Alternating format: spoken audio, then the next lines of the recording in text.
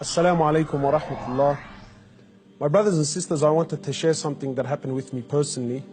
Not too long ago, I went to visit a friend of mine whose mother was dying of cancer. She had been battling cancer for about 5 years, and news came to me that she was on her last days. So I went to visit the brother, and as I sat down with him, he was explaining to me that his mother is going through that state of sakarat al-maut, conscious and unconscious, and that the cancer was really starting to spread all over. So as I sat with this friend of mine and we were talking, his eyes teared up.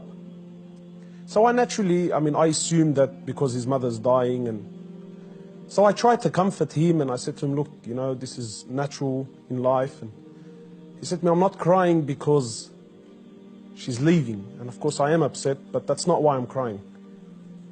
I said, then why are you upset? He said, I'm upset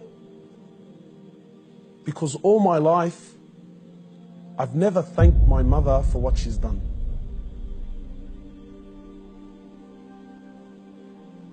And honestly, I can't explain what happened to me when he said these words, He said, all my life, I've never once in my life said thank you to my mum. He said, and now that she's sitting in the next room and she's alive, but she's conscious and unconscious, and even if I spoke to her, she's not going to be able to understand or comprehend the words that I'm saying. And wallahi, my brothers and sisters, this really affected me. That all his life, all of our lives, for those of us who are fortunate enough that their mothers are still around, my mum has been there all my life, never failed me once, and never once have I ever come to her and just said thank you. And not one of those thank yous with some flowers, and that's a good thank you, but those really deep thank yous. That thank you that if she left me now, I've told her and I've thanked her from the depths of my heart. Wallahi, my brothers and sisters, I haven't been able to forget this. That when was the last time you thanked your mother?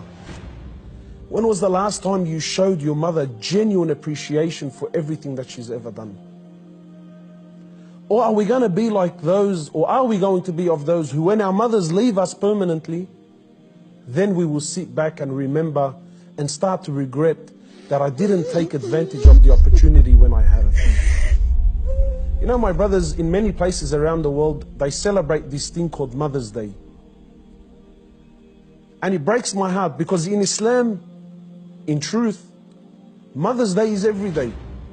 We don't single out one day of the year to say, oh, Mum, look, I remembered you today. But rather, we're ordered by Allah and His Prophet, more or less, to remember our mothers on a daily basis. A man came to the Prophet of Allah and he says to him, O Prophet of Allah, and many of us get this hadith wrong. He says, O Prophet of Allah, who is most deserving of my kind treatment? He says to him, your mother. He says, then whom? He said to him, your mother. He said to him, then whom? He said to him, your mother. He said, then whom? He said, then your father. Many of us, we interpret this to be love, that my mother is most deserving of my love. No, the person that is most deserving of your kind treatment, of your money, of your health, of everything that you possess, the person that is most deserving of this more than anyone, above all, is your mother, then your mother, then your mother, and then your father. My brothers and sisters, in short, many of us, we still have our mothers. Wallahi, do not be of the losers who wait until our mothers leave us permanently, only then to wish and to regret and say, I wish I can go back and thank my mother. If your mother is still around, run. By Allah, run to her and thank her for everything that she's done. We ask Allah subhanahu wa ta'ala to make us of those who have the best relationship with their mothers, and we ask Allah subhanahu wa ta'ala to give them Jannah.